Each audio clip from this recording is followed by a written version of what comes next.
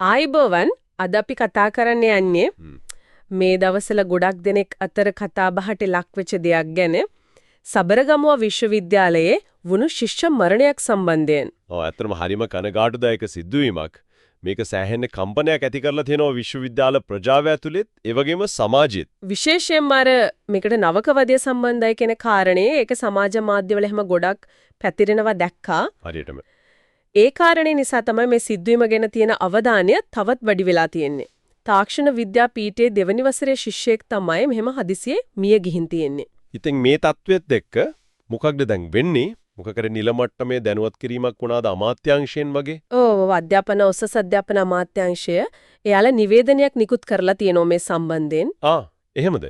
ඒකේ මොනවද කියවෙන්නේ? මොන වගේ පියවරක් ගැනද සඳහන් වෙන්නේ?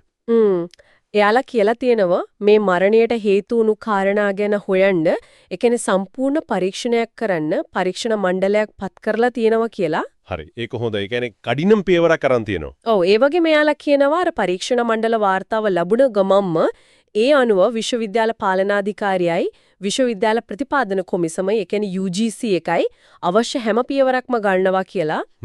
ඒ කියන්නේ වාර්තාව එනකන් බලන් ඉන්නෝ ඊළඟ පියවර ගන්න. ඔව් වාර්තාවේ නිර්දේශ මත තමයි ක්‍රියාත්මක වෙන්නේ. ඒක තමයි ක්‍රමවේදය. හැබැයි මම දැක්කා ඒ නිවේදනයේ තවත් ටිකක් තදින්ම කියලා තිබුණ දෙයක් අර නවකවදේ සම්බන්ධයෙන්. ඔව් ඒක විශේෂයෙන්ම අවධාරණය කරලා තිබුණා. එයාලා කියනවා මේ මරණය නවකවදේ නිසා වුණු දෙයක් කියලා පරීක්ෂණයෙන් ඔප්පු වුණොත් එහෙම වුණොත් මොකද කරන්න කියලා දෙනවා. ඔව්.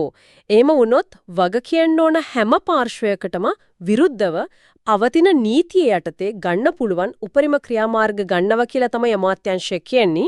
ඒක නම් ඇත්තටම ප්‍රබල ප්‍රකාශයක්. මොකද ගොඩක් වෙලාවට මේ වගේ දේවල් යට යන්න ඉඩ තියෙනවා කියන කතාවකුත් තියෙනවානේ. ඒක ඇත්ත. මේ පාරණ මේ ප්‍රකාශනෙන් පේනවා එයාලා මේක සෑහෙන්ද බරපතල විදිහට සලකනවා කියලා. නිකම්ම විශ්වවිද්‍යාල අභ්‍යන්තර ප්‍රශ්නයක් විතරක් නෙමෙයි නීතිය ක්‍රියාත්මක විය යුතු තැනක් විදිහට.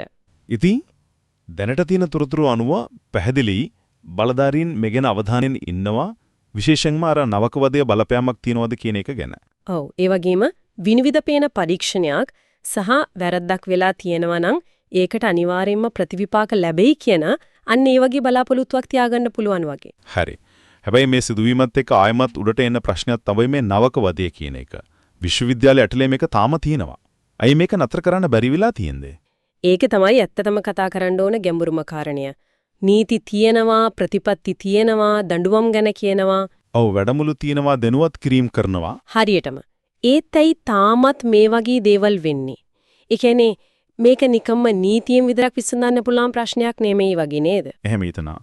අර විශ්වවිද්‍යාලය ඇතුළේ තියෙන සංස්කෘතියේ ආකල්පවල වෙනසක් වෙන්න ඕනේ වගේ. ඔව් ඒක තමයි ශිෂ්‍යයන්ගේ ආරක්ෂාව ගැන කතා කරද්දී ආයතනවලටත් ලොකු වගකීමක් තියෙනවා. මේ පරීක්ෂණයෙන් මොනවා එළියට එයිද දන්නේ නැහැ. ඒක ඇත්ත. ඒත් වාර්තාව වෙනකල් ඉන්න නැතුව මේ ගැන ඩිගටම කතා බහ කරන එක විසඳුම් හොයන එක වැදගත් නේද? අනිවාර්යෙන්ම විශ්වවිද්‍යාලය කියන්නේ ආරක්ෂිතව ගෞරවණීයව ඉගෙන ගන්න තියෙන තැනක් වෙන්න ඕන.